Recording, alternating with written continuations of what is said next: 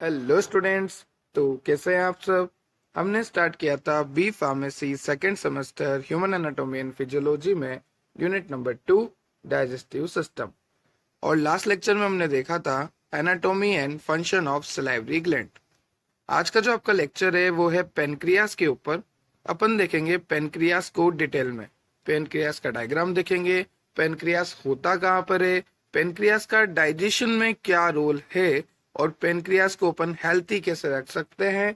Total 5 marks में अपन pancreas देखने वाले हैं। तो लेक्चर को ध्यान से सुनना इम्पोर्टेंट है। कभी भी पेनक्रियास अगर आपको अलग से पूछ लिया जाए तो इस लेक्चर से बाहर आपको कोई भी कंटेंट नहीं लिखना। मोर देन सफिशिएंट कंटेंट मैं आपको यहाँ पे प्रोवाइड करूंगा। तो चलो लेक्चर को स्टार्ट करते हैं।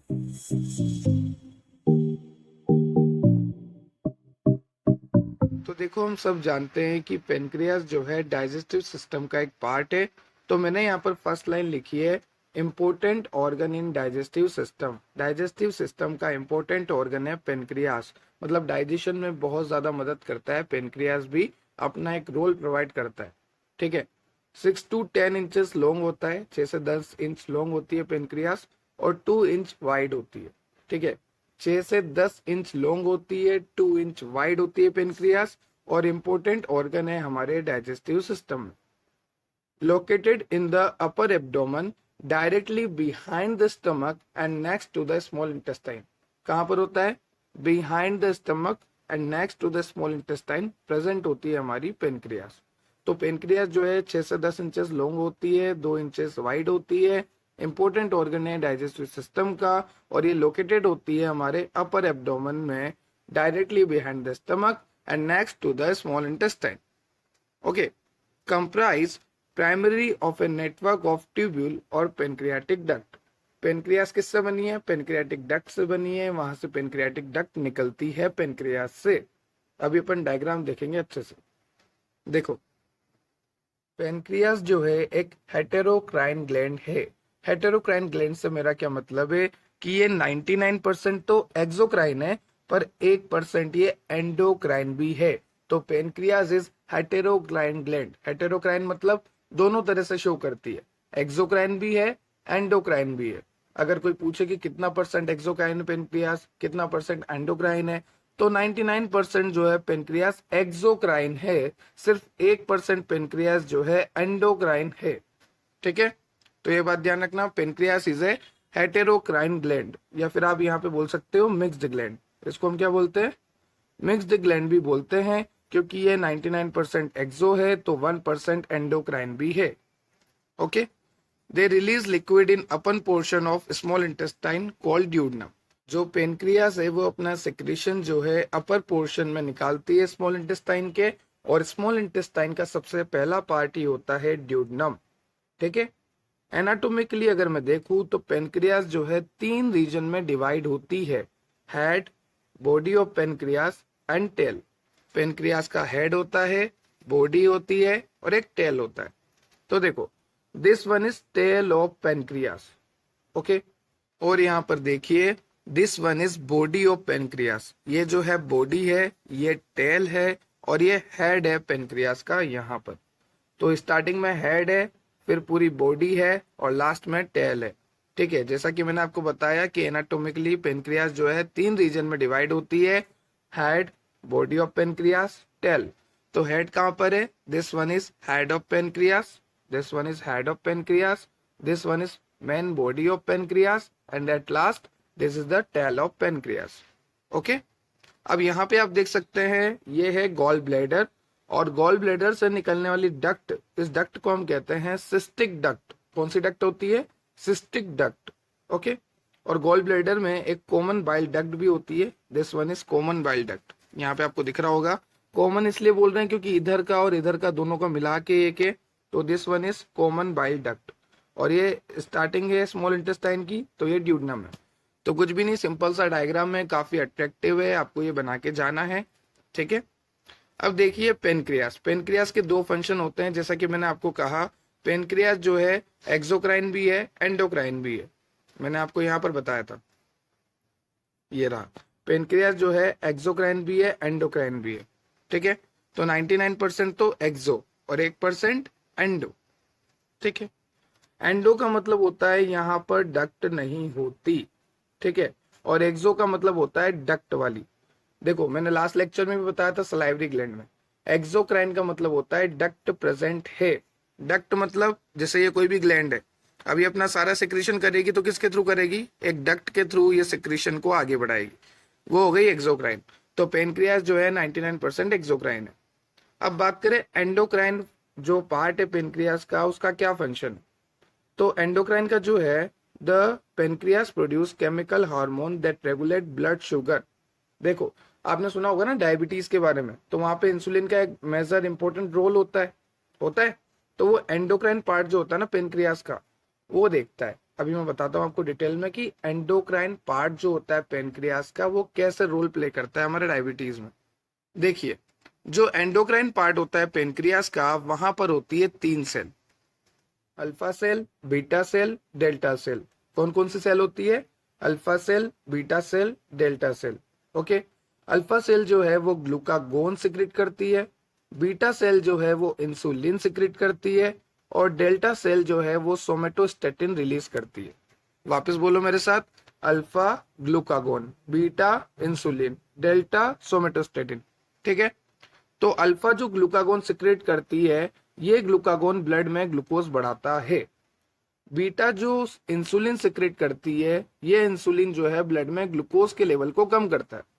अब किसी रीजन से मानो कि ये बीटा सेल खराब हो गई और ये बीटा सेल ने इंसुलिन नहीं बनाया, और जब इंसुलिन नहीं बनेगा तो ब्लड में ग्लूकोज बहुत ज्यादा हो जाएगा, क्योंकि ब्लड के ग्लूकोज को कंट्रोल करने के लिए इंसुलिन था। अब बीटा सेल खराब होने की वजह से इंसुलिन बन नहीं पा रहा, तो इस कंडीशन में डायबिटीज होती है। एक और कंडीशन है डायबिटीज की, पर वो जब डायबिटीज पढ़ेंगे तो डिटेल में पढ़ेंगे। अभी तो हम पेनक्रियास पढ़ रहे हैं, तो पेनक्रियास पे फोकस करते हैं। तो पेनक्रियास में जो एंडोक्राइन वाला पार्ट होता है, जो कि सिर्फ 1% होता है पेनक्रियास का, वहां पर कितना इंपॉर्टेंट रोल है देखो, alpha cell, beta cell, delta cell. Alpha बोले तो ग्लूकागोन, बीटा सिक्रेट करती है इंसुलिन, और डेल्टा हमारा somatostatin.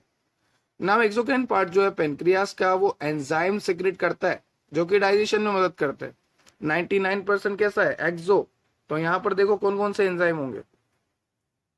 First one is amylase जो कि digestion of carbohydrate. Second is lipase, digestion of fat and oil.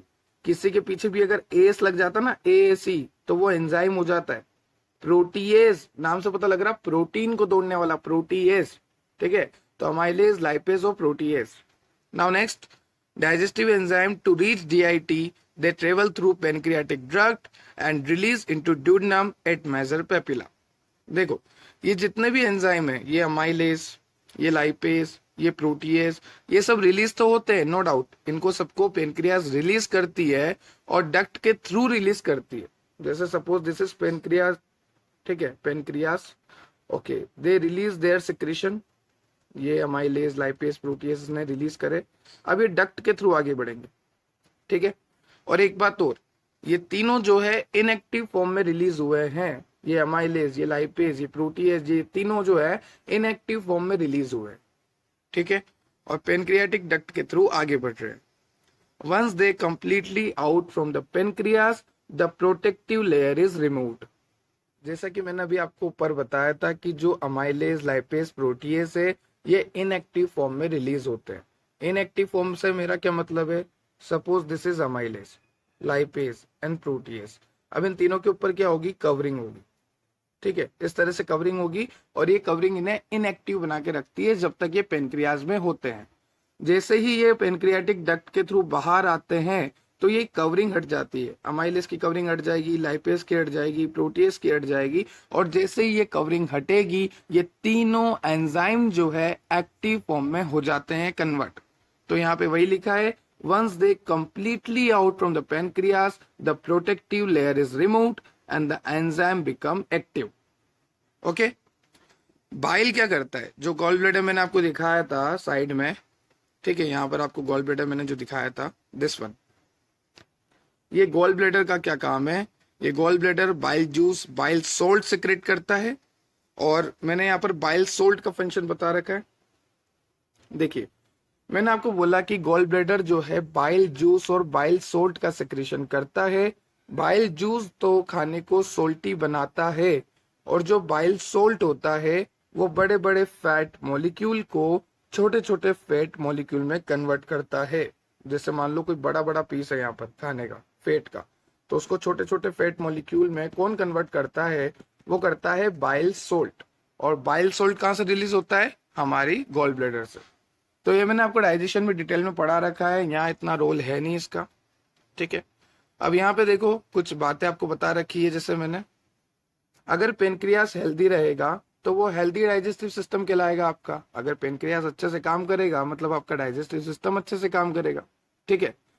However, when our pancreas does not function correctly or is unwell, we face trouble in digesting food properly. और अगर हमारा जो pancreas है वो सही से काम नहीं करेगा तो हमें ट्रबल होगा डाइजेशन करने में। एक ही लाइन को मैंने 2 बार लिखा हुआ है। Pancreas is made up of numerous of acini. जैसी हमारी किडनी जो है न्यूमरस ऑफ नेफ्रॉन से बनी है, जैसे हमारा नर्वस सिस्टम जो है न्यूरॉन से बना है, वैसे ही हमारी पेनक्रियास जो है एसिनी से बनी है। ओके, चलो। एसिनी क्या है? एक group of secretory cell surrounding a cavity. Secretory cell का एक ग्रुप है एसिनी, और इसी से मिलके पेनक्रियास बना है हमारा, ठीक है। देखो अब कंसिक्वेंसेस ऑफ अनवेल पेनक्रियास। अगर आपको अनवेल पेनक्रियास होगा तो आपको क्या क्या हो सकता है? वेट लॉस होगा आपका, मैल न्यूट्रिशन, डायबिटीज हो सकती है, बिल्कुल हो सकती है, क्योंकि अगर पेनक्रियास खराब है मतलब मान लो चलो बीटा सेल खराब है, बीटा सेल खराब है तो इंसुलिन नहीं बनेगा, इंसुलिन नहीं बनेगा तो डायबिटीज भी हो सकती है। पुअर ब्लड शुगर बिल्कुल हो सकता है, डायरिया, ब्लोटिंग, ठीक है, ऑयली एंड फोली स्मेलिंग, तो यहाँ पर फोल्स स्मेलिंग आ सकती है, ठीक है, ब्लोटिंग हो सकती है, डायरिया हो सकता है, और diabetes, mail nutrition, weight loss, ये सब आपको देखने को मिलेंगे अगर आपका पेनक्रियास खराब है तो। नेक्स्ट देखते हैं इच एसिनी। जो पेनक्रियास की सेल है acini, each acini is line by pyramidal shape cell. जो एसिनी है पेनक्रियास की सेल वो लाइंड होती है पिरामिडल शेप सेल से। ओके, ये ध्यान रखना, नॉर्मल सा पॉइंट है कि जो पेनक्रियास की सेल है एसिनी वो भी लाइनिंग होती है उसके ऊपर। किसकी लाइनिंग होती है? एक पिरामिडल शेप सेल होती है उसकी। This cell secrete enzyme pancreatic juice. और ये जो एसिनी है ये पेनक्रियाटिक जूस सिक्रेट करती है, ठीक है। हमने बोला था एसिनी क्या है? Secretory cell, group of secretory cell, तो सिक्रेशन तो करेगी। चलो next, risk factor contributing to poor pancreatic health. देखो अगर आप बहुत ज्यादा अल्कोहल कंजप्शन करते हो, जैसे आप यहाँ पर खड़े हो और आप बहुत ज्यादा अल्कोहल कंजप्शन करते हो तो आपका पेनक्रियास खराब। अगर आप बहुत ज्यादा फैटी डाइट खाते हो तो आपका पेनक्रियास खराब। अगर आप बहुत ज्यादा ओवरवेट हो, बहुत ज्यादा मोटे हो, तो आपका पेनक्रियास खराब होने के चांसेस है। अगर आप टोबैको या टोबैको के प्रोडक्ट खाते हो तो भी आपका पेनक्रियास खराब होने के चांसेस होते हैं। और अगर पेनक्रियास खराब हुआ तो ये सब देखने को मिलेगा, ठीक है। एट लास्ट में आपको ये बताऊंगा कि आप अपने पेनक्रियास को हेल्थी कैसे रख सकते हो। तो डाइट जो है वेरिड खाओ, मतलब अलग अलग तरह की डाइट खाओ, अच्छी अच्छी diet. Yeats lot of fruit and vegetable, अच्छे अच्छे फ्रूट खाओ, वेजिटेबल खाओ, फिश खाओ, ठीक है। जो वेजिटेरियन है वो ना खाए भाई। हेल्थी वेट, अपना वेट जो है हेल्थी रखिए, और अल्कोहल का कंजप्शन कम से कम कीजिए। मैंने OH लिखा हुआ है, OH का मतलब अल्कोहल। अल्कोहल ना पिए, और हाई फैट फूड खाना भी ना खाएं, उसे भी कम से कम खाएं, आप लेस करें। और कोलेस्ट्रॉल लेवल को मेंटेन रखें, नॉर्मल रखें। तो ये सब है तरीके कि आप अपने पेनक्रियास को कैसे सही रख सकते हैं। ऊपर हमने देखा कि कौन कौन से रिस्क फैक्टर है, किसकी वजह से पेनक्रियास खराब हो जाता है, और हमने देखा कि खराब होने पे पेनक्रियास क्या क्या होता है। तो ये था आज का आपका लेक्चर पेनक्रियास के ऊपर। आई होप आपको क्लियर हुआ होगा। यहाँ पर मैंने आपको काफी सिंपल तरीके से पेनक्रियास को एक्सप्लेन किया है, और ये डायग्राम आपको मस्ट इंपॉर्टेंट है, ध्यान रख के जाना है, ठीक है। अगर आपको किसी और टॉपिक से रिलेटेड डाउट है तो आप कमेंट सेक्शन में कमेंट कर सकते हैं। नोट्स के लिए टेलीग्राम ज्वाइन कर लीजिए, टेलीग्राम की लिंक डिस्क्रिप्शन में है, और अगर लिंक ओपन नहीं होती तो डायरेक्ट सर्च कीजिए टेलीग्राम पे डेप्थ ऑफ बायोलॉजी, आपको टेलीग्राम चैनल मिल जाएगा। अगर किसी का भाई बंधु क्लास 10th में या 11th 12th में है तो उसको जरूर सजेस्ट करना है यहाँ पे चैनल, क्योंकि 10th के लेक्चर भी है, 11th 12th के लेक्चर भी है, नीट की प्रिपरेशन भी करा रखी है, क्वेश्चन सीरीज भी है, सब कुछ है। क्वेश्चन सीरीज तो ऐसी है कि नीट में एग्जैक्ट क्वेश्चन भी आ सकते हैं। तो जरूर सजेस्ट करना अपने जूनियर को, काफी हेल्पफुल रहेगा उनको। Have a nice day, thank you. मिलते हैं बहुत जल्द नेक्स्ट लेक्चर में नेक्स्ट टॉपिक के साथ। Thank you so much.